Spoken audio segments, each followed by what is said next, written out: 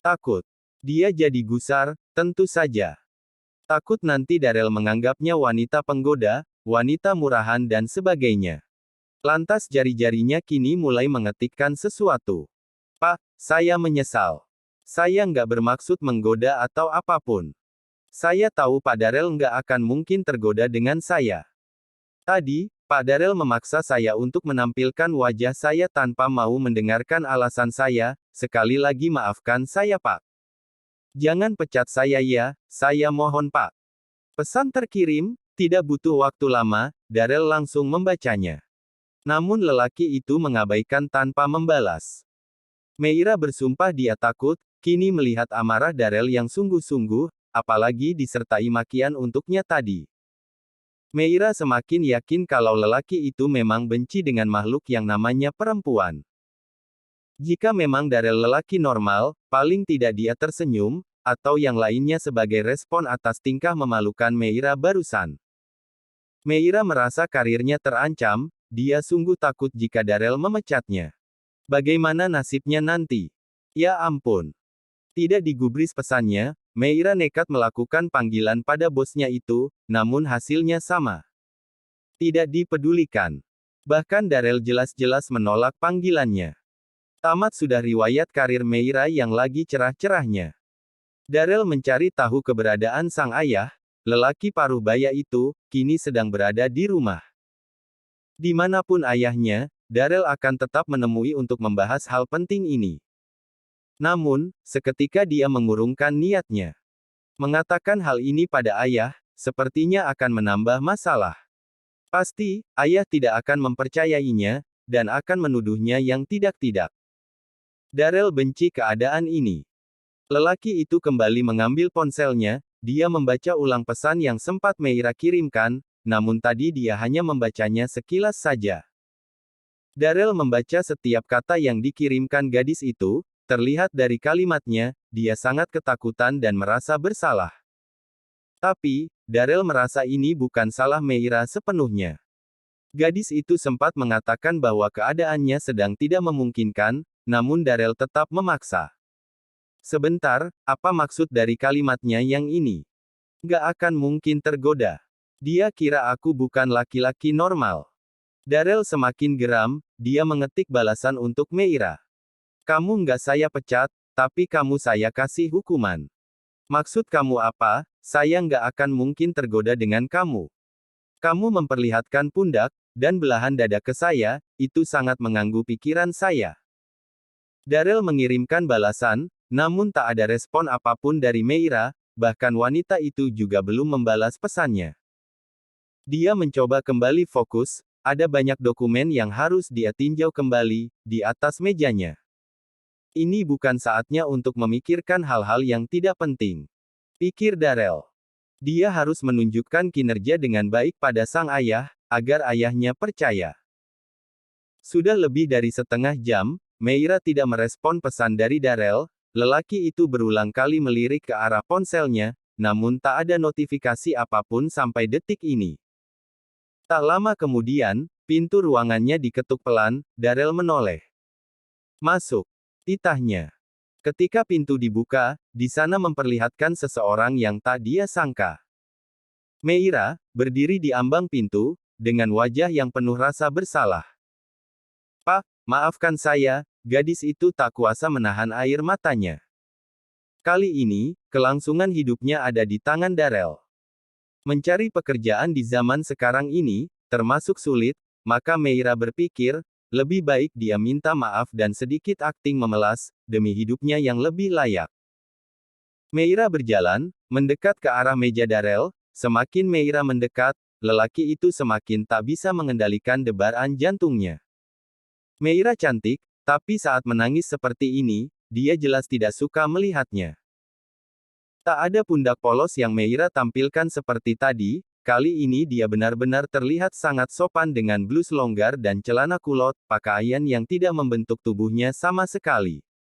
Bukannya kamu masih sakit? Darel bertanya, namun mengalihkan pandangannya. Ngapain datang ke sini? Tanya lelaki itu lagi, kini dia menyibukkan diri dengan menyusun kertas-kertas di atas mejanya secara asal. Pak, Hentak Meira. Jangan asal nyusunnya, harus sesuai judul, nanti saya yang bingung. Meira mengingatkan, tak ada nada memelas seperti tadi. Saya mau minta maaf, Pak. Meira sudah berdiri di sisi kanan Darel, jika dia harus bersimpuh pun, maka akan dia lalukan. Jangan dekat-dekat. Titah lelaki itu, ingin menghindar namun dia sudah terkunci. Apa segitu antinya Pak Darel, dengan perempuan? Apa mungkin Pak Darel pernah mengalami patah hati hebat, makanya trauma? Pertanyaan bertubi-tubi, Meira ajukan, membuat Darel bingung, apa maksudnya? Maksud kamu, apa? Tanya Darel dengan tatapan tak suka, tapi dia semakin gugup saat Meira benar-benar sangat dekat dengannya. Maafkan saya, kemarin waktu di rumah sakit, sempat mendengar percakapan antara Pak Darel dan Pak Ibra. Kalau Bapak nggak tertarik sama perempuan, jelas Meira takut-takut dan hati-hati. Mata Darel membulat seketika, wanita ini mendengar dan menganggapnya seperti itu juga. Lantas Darel menarik Meira, hingga wanita itu tersentak dan jatuh ke atas pangkuannya. Pak, kenapa? Bibir Meira terbungkam. Tanpa pikir panjang, Darel menciumnya dengan perasaan menggebu-gebu, antara kesal, gairah dan penasaran yang bercampur menjadi satu. Meira terdiam, mencoba meronta saat Darel memainkan bibirnya dengan sangat lihai tanpa permisi. Kedua tangan Meira ditahan oleh Darel, hingga wanita itu tak bisa berbuat apapun selain menerima perlakuan lelaki itu atas bibirnya. Meira terus meronta, sebisanya. Dirinya penuh atas kuasa Darel, hingga dia kesulitan bernapas. Otaknya sendiri sebenarnya mulai tidak beres saat dia menikmati tiap sentuhan bibir Darel di atas bibirnya. Masalahnya, sekarang, mereka sedang berada di kantor. Jika ada orang yang masuk tiba-tiba, entah bagaimana nasibnya nanti. Hingga aksi Darel yang sudah puas mempermainkan bibir Meira selama 10 menit itu terhenti saat lawannya memberanikan diri untuk menggigit bibirnya. Meira terpaksa berlaku kasar, jelas saja dia amatir karena ini pengalaman pertamanya. Au, keluh Darel, mengusap bibirnya yang perih. Kasar. Ucap lelaki itu, lalu tersenyum gemas mengingat kelakuan Meira selama berada dalam kuasanya tadi. Saat ini, keduanya sama-sama sedang menetralkan detak jantung yang berantakan. Meira tiba-tiba melemah. Padahal, dia sudah tak lagi terkunci. Namun dia masih tidak bergerak dari tempatnya, pangkuan Darel. Atau lebih tepatnya tidak berani bergerak karena merasakan sesuatu yang sangat keras sedari tadi, menusuk-nusuknya di bawah sana. Pengalaman paling gila seumur hidup Meira, ciuman pertamanya diambil oleh bosnya sendiri, yang baru dia kenal selama 3 hari. Sungguh luar biasa. Apa buktinya masih kurang? Kalau aku masih normal.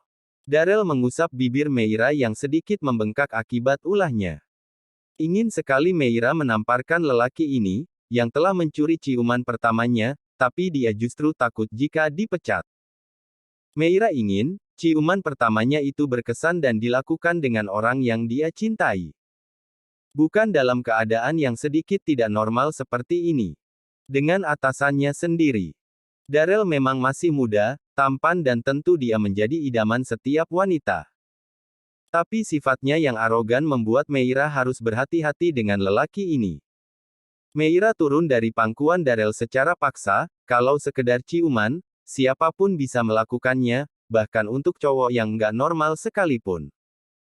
Gadis itu seperti kehabisan akal, dia berucap tanpa berpikir, hingga membangkitkan emosi Darel yang merasa ditantang. Kamu mau lebih dari ciuman.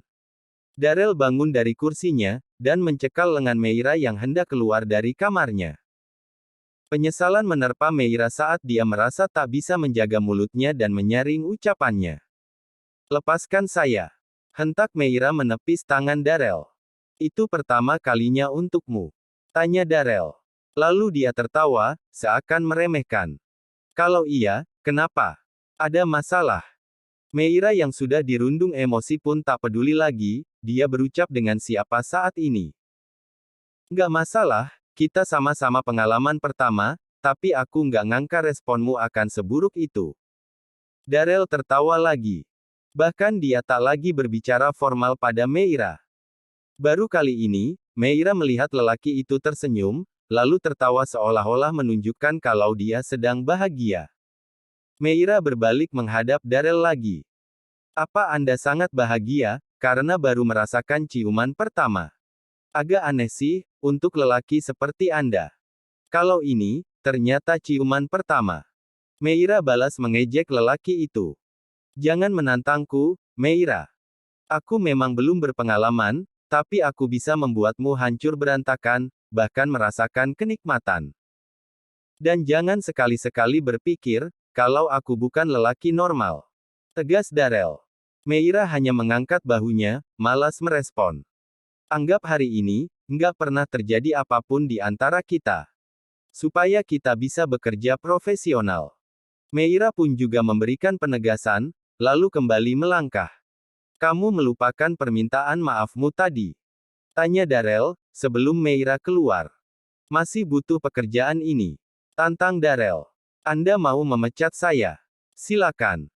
Meira kehabisan kata-kata, yang jelas dia hanya kesal dengan perlakuan Darrell yang seenaknya. Kamu benar-benar nggak butuh maaf dariku.